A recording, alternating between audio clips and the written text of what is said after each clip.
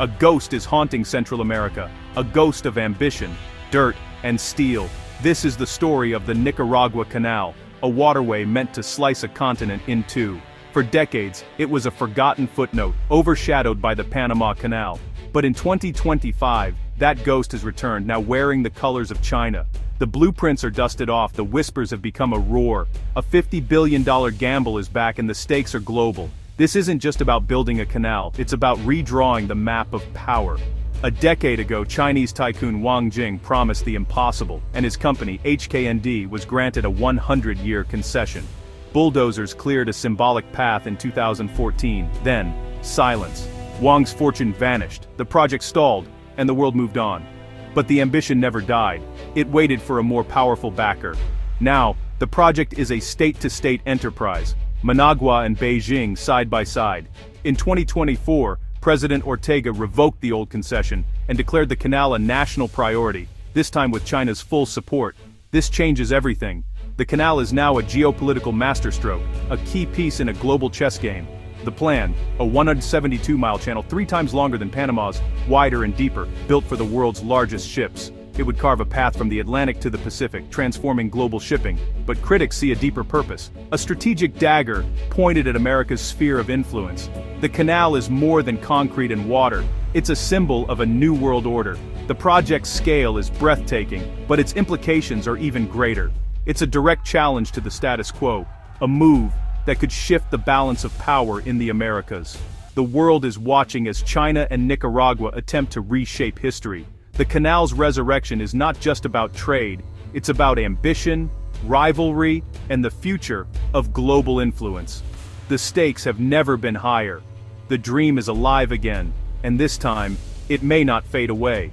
The question is no longer if the canal will be built, but what it will mean for the world. The ghost of the Nicaragua Canal walks again, and its shadow stretches far beyond Central America. The story is just beginning. Why would China pour $50 billion into Nicaragua? It's not just about trade. The canal is a crown jewel in China's Belt and Road Initiative, a global network of ports, railways, and pipelines. This waterway would give China a vital, secure artery for its goods. Far from U.S. control for years, China relied on the Panama Canal, built and once run by America, a strategic vulnerability. In a crisis, the U.S. could choke off China's access. A Nicaraguan canal eliminates that risk. It's a guaranteed passage for Chinese ships, from oil tankers to naval fleets. This is about securing China's economic lifeline and projecting power into the Atlantic. By building the canal, China plants its flag in America's backyard, challenging the Monroe Doctrine. Beijing is forging alliances with governments hostile to Washington, investing in a new political alignment. The canal is part of a global pattern. China is securing maritime choke points from Djibouti to Greece to Thailand. The Nicaragua Canal is the boldest move yet, an attempt to reshape the geography of power. It's a declaration. There's another superpower in town, ready to build, lend, and protect. The project is about influence, not just infrastructure. China is playing the long game, and the canal is its most audacious play. The world's sea lanes are being redrawn, one waterway at a time. Washington is watching, and it's alarmed. The Nicaragua Canal, now under China's wing, is seen as a direct challenge. U.S. officials warn of a hostile power gaining a foothold just miles from American shores. The fear: Chinese warships and intelligence vessels operating in Central America. The U.S. is pressuring regional allies, warning of China's debt-trap diplomacy. Nicaragua, under Ortega, has become Beijing's closest ally, even leaving the OAS. For America, this is a new Cuba, a potential base for a rival superpower. The canal turns that fear into reality, a permanent Chinese-controlled asset in the U.S. backyard. The U.S. faces a dilemma: how to counter China without sparking open conflict. The line is drawn, and the standoff has begun.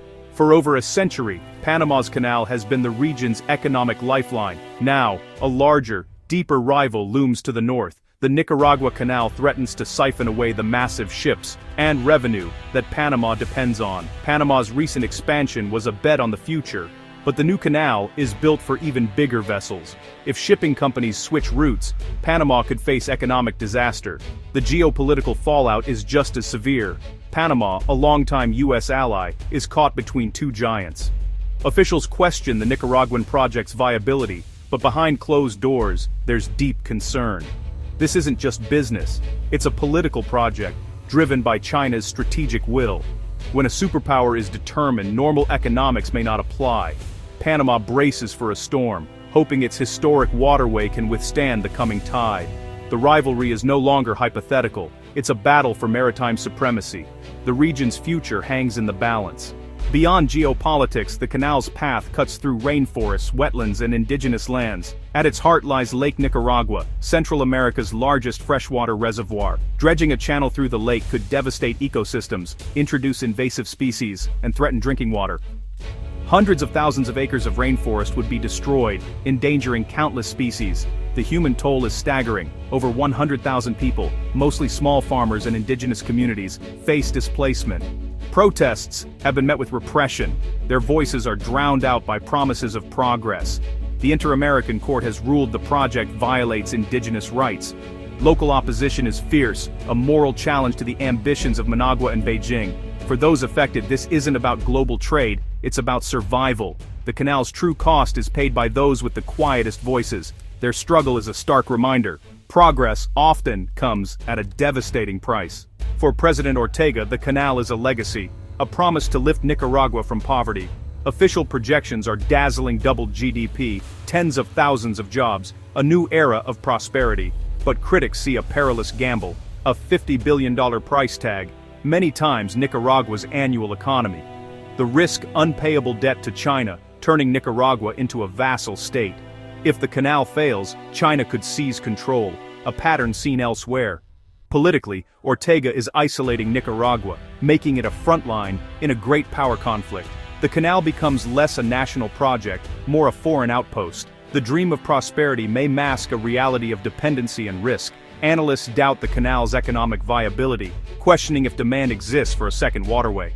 Nicaragua is wagering its land, water, and sovereignty on a project whose risks may outweigh its rewards.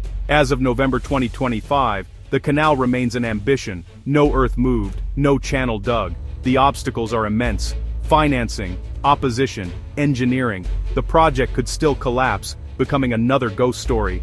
But the strategic logic is powerful. China's determination is clear, and Nicaragua's commitment is unwavering. The project may proceed in phases, starting with deep-water ports, building momentum over time. The world is watching. Will the U.S. halt the project? Will Panama's canal outlast its rival?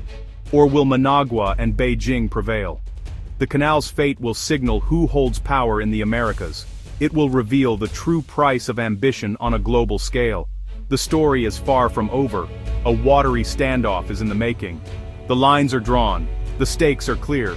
The world holds its breath, waiting for the first shovels to break ground.